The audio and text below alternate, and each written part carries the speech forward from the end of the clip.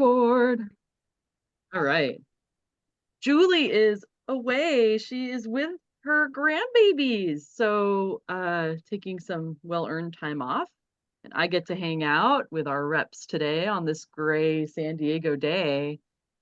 And Julia joined us first, and Andrea slipped in after. Gabe might join us. He's on the road in Seattle, so we'll see how that goes. I'm so happy to see you both. It's been a little bit. Yeah. Yep. Yep. Been on the road. And you bumped into each other yesterday? It was on Oh. Thursday. Yeah. Okay. And Thursday in Culver City at Village Well. Yep. Just accidentally, or no, we had back-to-back sales meetings with Jen Casper, the buyer at and owner of Village Well. And so I was a little bit early because traffic in LA, you never know. And so I was like gonna sneak in and do some email and have a coffee, and then I saw Andrea pointed at me from the room, and I was like, "Oh, hi!" So it was great. wow, so Yep. much power in the same area. I know. Oh, very cute, very sweet. I know. We hadn't seen each other since in person since before the lockdown, so it had been a while. Since when you were working on the publisher side of the biz as a publisher, Yeah, and Andrea was my rep. Yeah. Yeah. It's been a little. I've gone through a few jobs since we've seen each other in real time. Yep. Well, I'm sure you're obviously excelling at your newest gig, and we would love to hear what you both have to say about new books today. Yeah. Let's go. I've got big ones today, guys. Will you let me? Yes. Share? Sorry. Mm-hmm. Okay. Yep. I've got big ones today. My first one is Leslie Jamison's new book, Splinters, another kind of love story. I read this book. I have only read The Empathy Exams, her kind of like breakout book. And then this one. And as you can see, it was an IndieX pick and a Publishers Weekly starred review. But I liked it better than The Empathy Exams. And that's saying something because it's about motherhood, a thing I do not aspire to. And so I was like, I don't know if she's gonna get me with this book. And she is such a great writer. She's so incisive.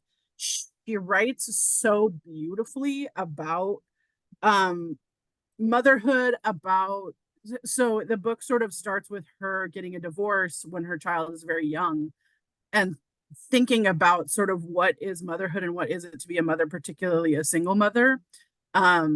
It's so good. And I sat down and read it almost the whole thing in one night. It's the first book I read when I first started at Hachette. I read it like my first night that I worked here. And they like, wow. And because of course my first week was a sales conference week.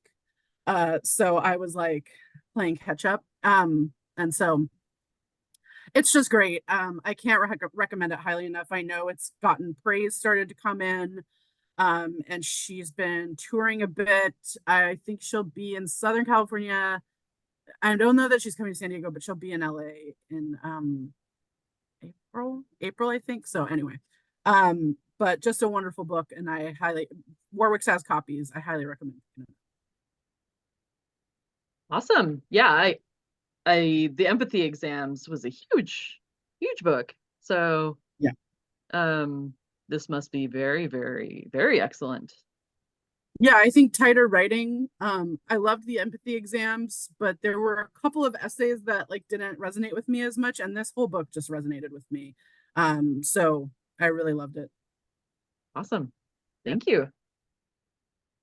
Andrea. Okay. Can I share my screen? What's going on? Okay. There we are at the Village Well, a little selfie. Hey. So cute. It's cute. We had fun. Briefly on the street before I took off and Julia started her sales call meeting. Okay, so where am I now? Sorry. That threw me off. Okay, so Worth it. Well, it was worth it. Don't worry. Yeah. Yes. Definitely. all right, can you see that? You guys can see that, right? Great. So I wanted to talk about this is a very Grove Press heavy presentation because there's a lot of books that are out right now that are getting a lot of good attention. So I wanted to talk about Neighbors and Other Stories. This is by Diane Oliver, who died in 1966 at the age of 22 after a tragic motorcycle accident. Before she had ever even had a book published, she had a few stories published, and one of those won an O. Henry Prize. And I mean, she was well on her way to a bright and stratospheric career when this happened, unfortunately. And then Michael Gonzalez in The Bitter Southerner, a cool literary magazine, started pushing her work, and her estate, the folks associated with her estate, really wanted to put something together. And then Tayari Jones also became a fan, and they all worked together with Grove basically to get this published. And I'm so glad that it has a home at Grove. Look at that cover, number one. It's amazing, right? And Michael Gonzalez in The Bitter Southerner says, Oliver's naturalistic prose feels as creepy as Shirley Jackson's in her infamous tale of a small town and its annual right in the lottery. While Jackson's story was fiction, yet still upset many readers, the Jim Crow racism depicted in Oliver's stories was real. Her style is packed with complex ideas told simply, but never as simply as protest fiction, quote unquote. Without a doubt, if The Brilliant Neighbors is any indication, her literary voice should have been as inspiring, is inspiring to aspiring writers as Zora Neale Hurston's or James Baldwin's was. So that's some highfalutin praise. Tayari Jones adds an introduction here, which is also nice. And these are just solid American stories, you know, with the Southern tinge. They're set in the South during Jim Crow, as that quote from Gonzalez intimated. But my first love really is short stories, and these are up there with the best of them. So this is a cool little long delayed passion project that we are just very excited about. Neighbors and Other Stories from Grove Press. That's $27, and there's copies right now And at Warwick. And as Beth said, what a striking cover. Yeah, it's really one of the best on the list for sure. O. Yeah, that's Henry a gorgeous Award. cover.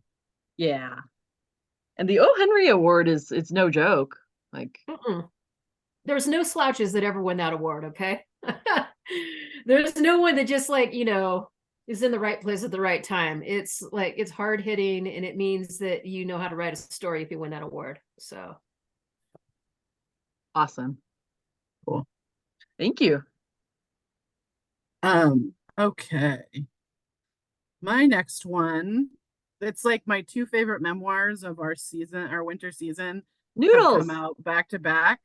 This one is called Slow Noodles, a memoir of love recipes. So This is a gorgeous book. It's so gorgeously written. It is about a very hard topic. The author is Cambodian, and she was or is Vietnamese, but born in Cambodia, born and raised in Cambodia, but of Vietnamese origin. And she, when the Khmer Rouge took over in the 70s, one of their first orders of business was to try to ethnically cleanse the Vietnamese out of Cambodia.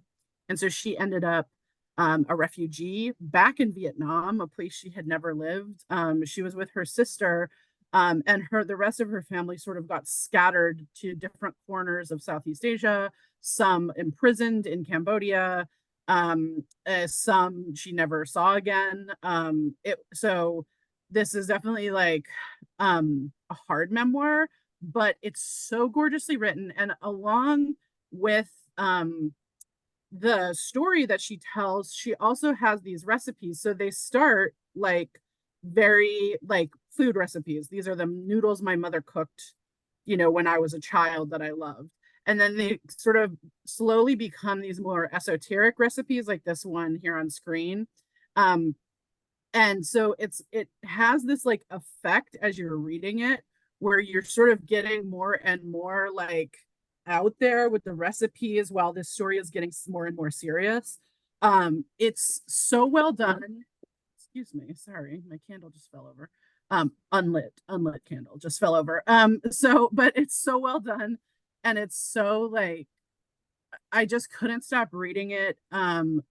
The Cambodian genocide is not something that I know a whole lot about. So I think for people, even if you're not, I mean, I know a little bit about it, but I don't know, it's not like I studied it in school or anything. So that's something that like, it actually does give some knowledge as well on that. A beautiful book. I highly recommend it. And the author, her story is just, it's incredible. So Slow Noodles. Diane on here says that Parnassus Books also featured Slow Noodles recently, and there's a Nashville connection with the author, maybe? Yes, I think that there is, but off the top of my head, I might not be able to pull it out. But yes, I think so. Mhm. She, Oh, it looks like they had a her, co-author. yeah, her co-author is in Nashville because she speaks Cambodian, I believe, as her primary language. Cool. I love that what you mentioned about sort of the framing the story with the recipes and sort of unraveling that way. Yeah. But are there actual recipes too? Like it starts with real recipes. Okay. Yeah. It's so It interesting. like the recipes in a way sort of reminded me of how they use them in like Water for Chocolate, though the book is nothing like Water for Chocolate. Uh-huh. But the recipes sort of appear in a similar way. Cool. It's cool, and it's a cool title. Like it's a nice metaphor. Yeah. Hello, Gabe. Hello, y'all. Thanks for waiting. Wow. Are you ready to go? Oh, you guys already got through 2 people already? I'm ready. We Yeah. did. Yeah. Okay. Wow. All right. So my first book is going to be a book I've been wanting to talk about for a while because Burning to Change the World Oh, by Trish O'Kane. So, God, why didn't you tell me you couldn't see all of me? Right. Oh my God. Apologize. You guys pay all this money to see me, and I'm in I thought you were doing like a Tool Time thing just a shadow of Madame Mystique with a or little, whatever that show, Home Improvement. with my French cigarette, being very French, maybe. So, anyways, apologize. I don't want to digress. It's got all the angst. I just got out of a meeting, got on the freeway, and I'm here. But Burning to Change the World, really a lot of fun. It is a book that we're excited to talk about. It's a bit of a memoir. Our author is a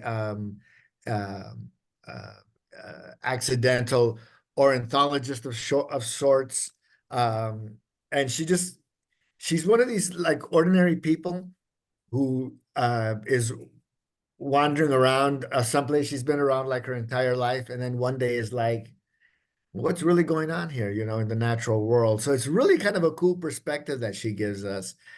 She's got a really keen eye for detail. She's got like the journalist's lens that she's looking at things. So she, walked into these forests and jungles and woods, a lot of it in the Pacific Northwest, where I am currently, and just studied bird life and habitats and environments. So anyone who is curious and interested in the natural world, birds, of course, the focus of this book, but it's a lot more than that.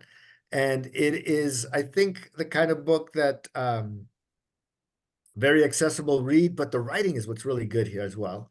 So it's the good journalism, it's the good observation, it's a really good science, and kind of eye-opening things that you learn about the world that's kind of immediately around you. We're not even talking about like the stars or the sea or anything. It's just things that envelope us every day.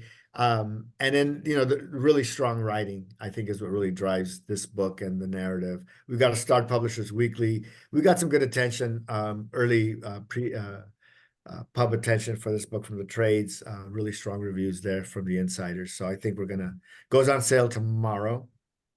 So you heard it here first. That's a Awesome. really great quote from PW, that starred review. It's quite poetic. Yeah, it's appropriate, I think, for this book. It's a good. I was mentioning I was reading this one book for last season's sales conference, and it kind of creeped me out. It wasn't anything weird. I just didn't enjoy it. But then I picked up The Coast Road, which I'll be talking about down the road, and it was like, this is why we read. It was so good. It was like when you pick up the Dan Mason, you read the first bit of that Dan Mason, and you're just like, wow, that is such a good writing. Awesome. Yep. Hey, Gabe, we received a message from Darcy. Yes. So I wanted to mention that Darcy was a Why don't you huge quote fan. Darcy for us? Huh? Why don't you quote Darcy for us? Yeah. Just finished The Hidden Life of Cecily Larson. Make sure there's a big stack at Warwick's. This book is fantastic, a propulsive read with great writing and character development. I rooted for Cecily all through the book and the other characters as well. The ending does not disappoint. I agree with Gabe. Inspires a lot of discussions. So good for a book club. So yeah, that was from your picks last week. Mm-hmm. Response was immediate, apparently.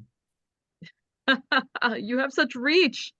So I will put the link for that one into the chat here. Although I don't want to stop looking at that birding cover because I just love a book with birds on it. A great package, right?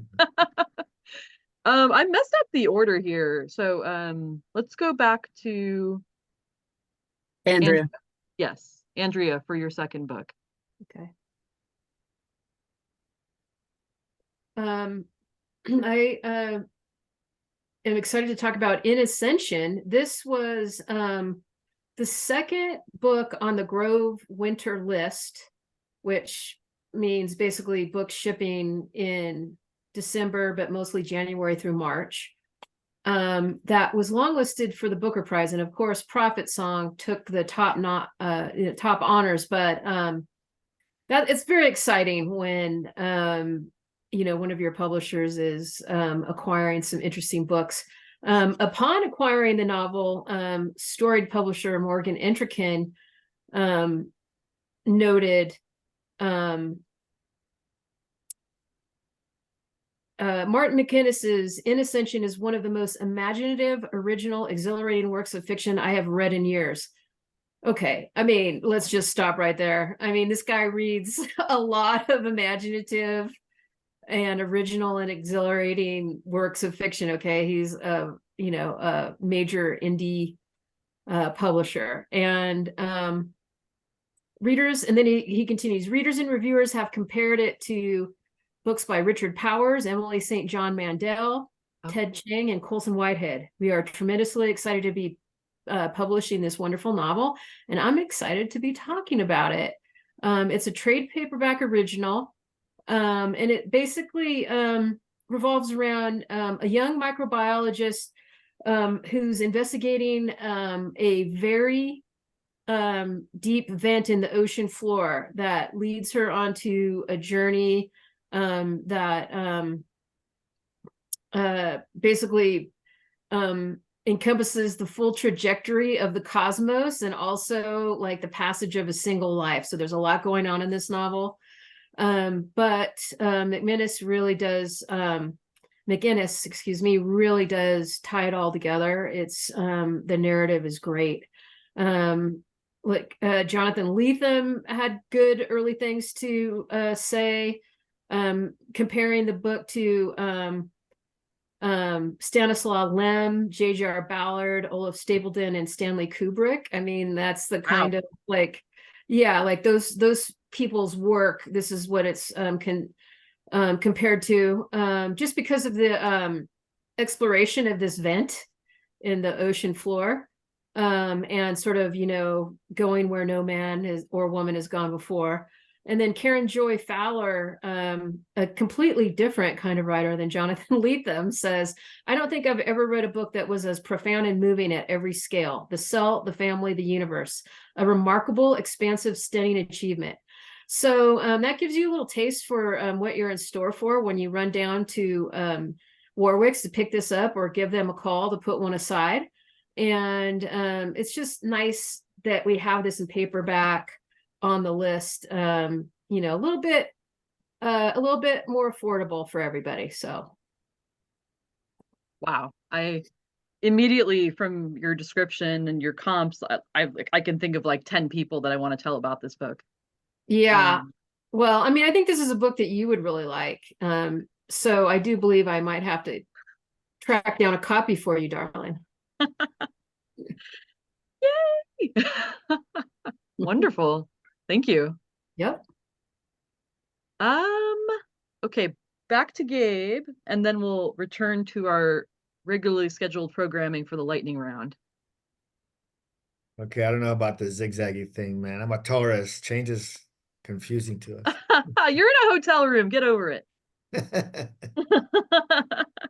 I'd like to say it was a nice hotel room, but It looks kind of cool. it actually is pretty nice. I got Yeah. to put my spot because it's winter in Seattle, so I can afford it.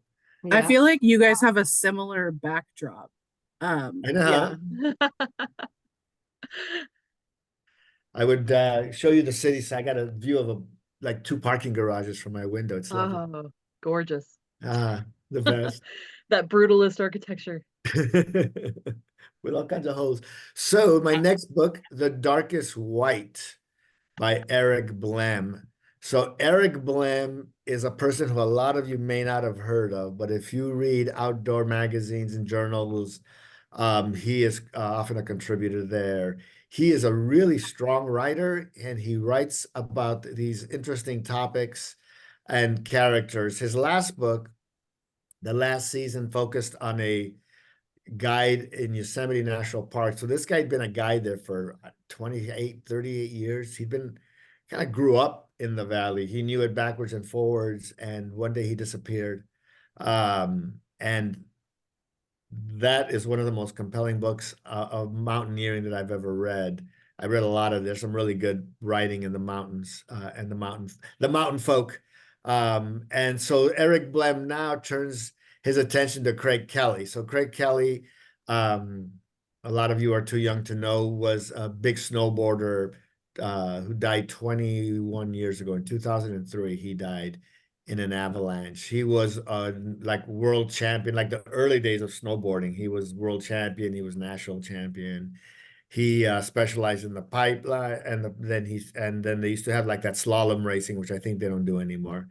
But he was, he was a daredevil. He was a terrific athlete.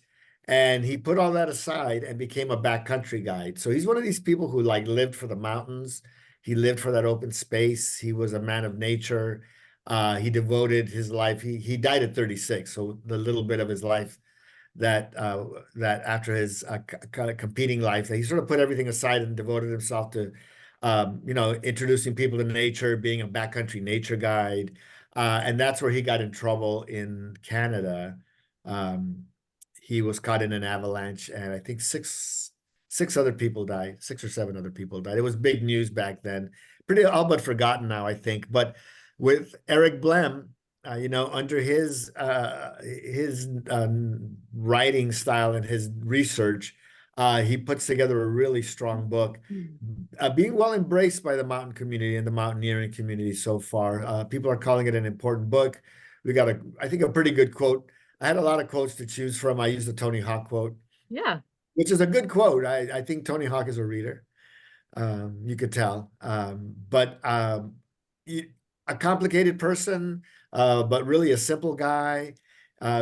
Interesting narrative, a short 36-year life. And you look at a lot of people who, write memoirs at 36, you're like, man, I got nothing to say. There's a lot to say about Craig Kelly and who he was and the legacy he left behind. But the mountain narrative is stirring. The mountain narrative will keep you turning those pages and gripping that book tight, because he can write a really strong narrative. So he's one of these tough writers, great nature writer. I can't remember if I said this live on Tea Time or not, but I recently was watching Jeopardy, and Tony Hawk was doing a commercial for like turmeric supplements as an anti-inflammatory thing, and I was like, woo, feeling my age here. But he's so cool. And he seems like such a genuine guy, and you don't really see him endorsing a lot of things. So I have to think that this is And he's still doing some tricks and stuff. He's not a kid. Oh yeah. Yeah. Yeah, it's that turmeric. My favorite genre of tweet is when people say to Tony Hawk that he looks like Tony Hawk. Like, you look a lot like Tony Hawk. And he's like, he's one of those guys. Got one of those faces. He does. Wow. He and Rowan Atkinson share that. Gabe, this sounds great. I am personally obsessed with people who want to climb Mount Everest, because I think that they're actually insane. So, and I am like kind of obsessed with all the dead bodies on Mount Everest. So I'm like, this sounds right up my alley. Of I'll like, send you a copy. He's good. I will read it. I think I don't know. I'm just so not a person who wants to die on the side of a mountain. So there's some good writing though. There's there's a great book I read called The Shining Mountain by Peter Boardman and Joe Tasker. I think both are dead. Joe Tasker died like soon thereafter on a mountain, but one of the best books I have ever read, like period. It's just nothing. I think you mentioned it in either here before, and I wrote that down somewhere. It's in my I possibly notes app on my phone. Yeah, I talk about that one all the time. It's just such a good, and then there's another one called the Eiger Wall of Death, which is just the various people who climbed the Eiger from early on. Some really good stories. Yikes. Wild. I can't wrap my head around it, but I continue to try. For like $40,000, they'll get you up. They'll pull you up Everest. No, you got 40 no, thank feet, you.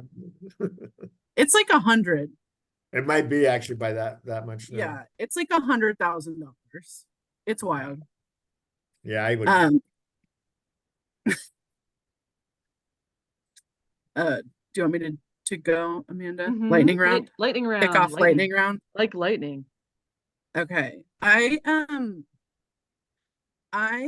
going to talk about, it's a little bit New York centric, but it's a book that teenage Julia would have really gone, like teenage Julia at Bookshop Santa Cruz when I was a little kid or like a teenager would have like read this cover to cover and felt like I knew what it was like to be in New York City. and like have some kind of culture, a thing I did not have as a teenager. Um, and it's a chunkster of a book, but it is a history of the Village Voice newspaper. It interviews so many of the former writers and editors from the Village Voice. It really talks about the Village Voice and the place it holds within not just New York history and New York journalism, but when you're talking about sort of like alternative papers, and the role that they played in the 80s, 70s, 80s, 90s kind of time that they were at their heyday. It also talks a lot about the AIDS epidemic and how the Village Voice was one of the first papers, and sort of the paper that was like in the village where the AIDS epidemic was hitting the hardest. It talks about sort of their role in covering the AIDS epidemic at its height in the 80s and 90s.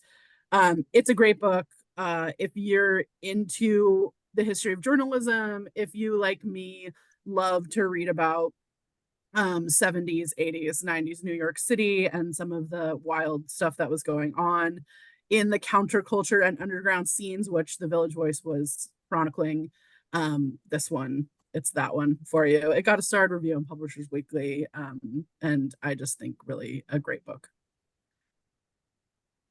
Kim says that there was a New York Times book review podcast with a great conversation about The Freaks Came Out to Write, and it's on Kim's list. Oh, great. Thanks, Kim. Yeah. That sounds awesome.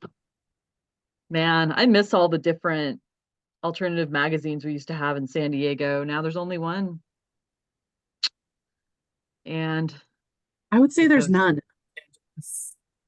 I hope no one from the LA Weekly is listening to me, but I would say that there's none. And the one here is mostly like advertisements for dispensaries, like half of it is. So. Okay, Andrea. Wow. That's a downer. I'm sure this book sounds amazing though, and yeah, whenever it's something, the heyday of something definitely would be a lot more. No, don't. I mean, it's just the truth. It's where we're at right now in our culture, or lack thereof. I mean, it is what's happening. So, but I'm here to talk about academia and its own challenges as part of our culture. This is How to Think Like a Woman, now in trade paper, an affordable $18 trade paper price. 4 women philosophers who taught me how to love the life of the mind. And this is by Reagan Penaluna. And this got really great reviews when it came out in hardcover. And on my travels around the territory, I see this book faced out a lot in various sections. It's got an amazing cover. And the reorders have been good on the hardcover and across the board. And that means that there is something about the book. When you get reorders from a little tiny account, out in the hinterlands, and then a bigger store like Warwick's reorders, that sort of thing, that something is struck the zeitgeist, and this book definitely has done that. So it's very accessible for the subject matter, and it's riveting, and it's a melding of memoir and biography of 4 women philosophers, but it also looks at the current state of sexism in academia, and why there aren't 400 more philosophers that this woman could be, like well-known philosophers who made a mark that could be like put into a survey, right? What Wall Street Journal said, Penaluna tacks between rage and humor, biography and theory. Her writing is sharp and rousing. Her message is consoling and motivating. If this is what it means to think like a woman, sign me up. So there you go. So now in this accessible trade paper $18 volume with the same incredible cover, go out and get it. Yeah, I'm glad they didn't mess with the cover. No, I think that would have been like a sin against humankind. Do you want, you mentioned you have a bonus book. Did you want to? No, that's okay. Okay, save it for later. Figured- Yeah, I mean, now that we have Gabe, I don't, there's an extra. I could lightning this puppy out and you can go ahead.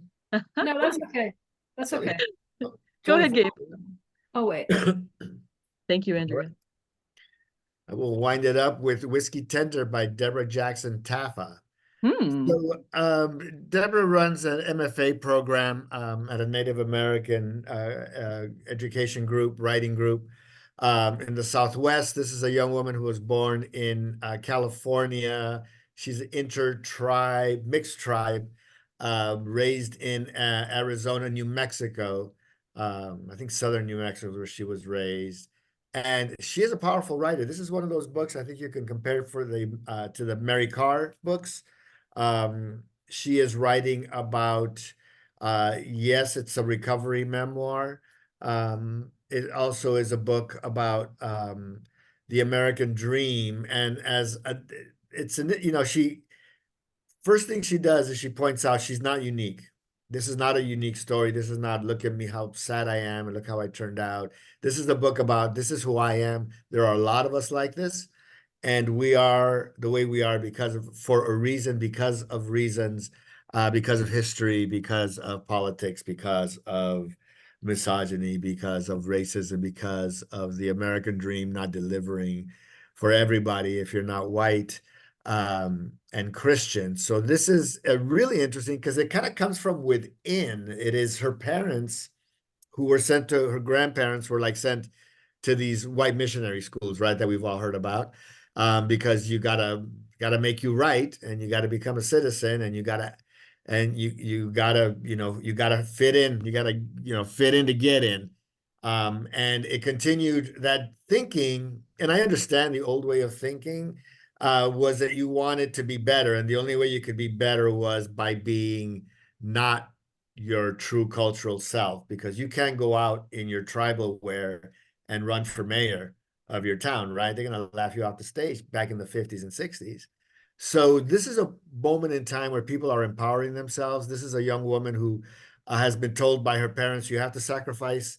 In order to succeed and be successful, you have to make certain sacrifices. And she found that those sacrifices were not worth losing her identity for or over. And so we look a lot at the Red Power movement in here, negotiating the two worlds of being true to herself, living in a white world. It's the 70s and 80s, so it's kind of the early days of the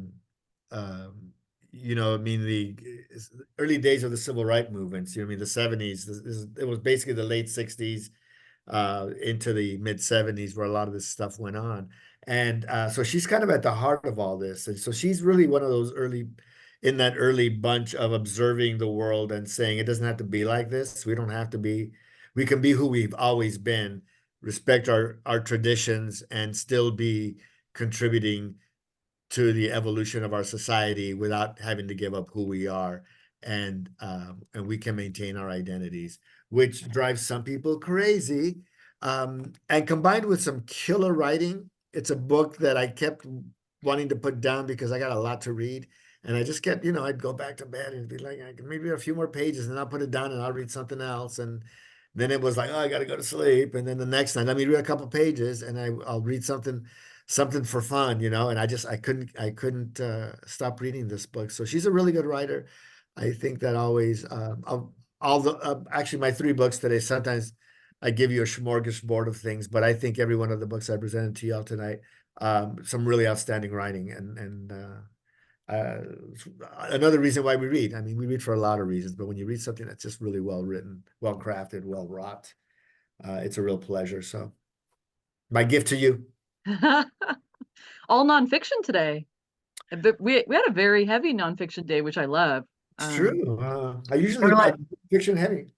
Yeah, I liked that Leslie Jameson blurb on the cover of your book too, Gabe. It like brought it back. Right, oh, so it's supposed to be, right? My first book was Leslie Jameson's new book. full circle. That was that's a strong blurb from Tommy Orange on there too. Oh, yeah, sure. I wanted to actually read the Tommy Orange blurb because it's a monster. Go for it. Yeah, I got it somewhere. if you want. Yeah, I will. I have it right here. I'm pretty sure.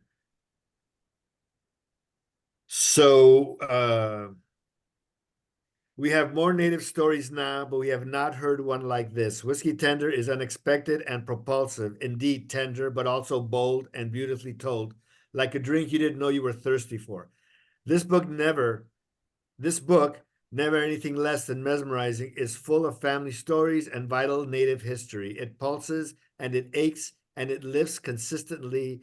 It threads together so much truth by the time we're done. What has been woven together equals a kind of completeness from brokenness and a hope from knowing love and loss and love again by naming it so. Tommy Orange. Awesome. It's beautiful. He could write. Yeah, I Thank would be you. remiss in not mentioning we are hosting a virtual event with Tommy Orange in May. That's free to join if you want to sign up, y'all, since you're our virtual people here. But realer than anything, though you be virtual. Thank you. What a fantastic. I can't even grasp how much awesomeness was just in this session. There wasn't a weak book in the bunch, I thought, today. Man, yeah. All Yep. bangers. I wanted to mention I got to be a judge for this prize called the Republic of Consciousness Prize. And we are hosting a Zoom party tomorrow where we announce the long list. And I read some books that I never would have picked up before and had my mind blown. I get to interview the presses and authors responsible for this book from Grey Wolf, The Box, and this book from $2 Radio, Landscapes, and they were both awesome. So I'm very excited. It's free to join if you feel like you need even more virtual programming. It should be really good. It's tomorrow at 4 p.m. Pacific, and I'll put the Zoom link. I wanted to mention too, one of the books that will be on the long list, Julia, is a book about this book called Two Sherpas, and it's about Mount Everest and sort of Mount Everest in the human imagination, and it's told from this point of view that is not very common. It was really good as well. Cool. Yeah. So yeah, I would love to see any of y'all there. Let me put the link in the comments.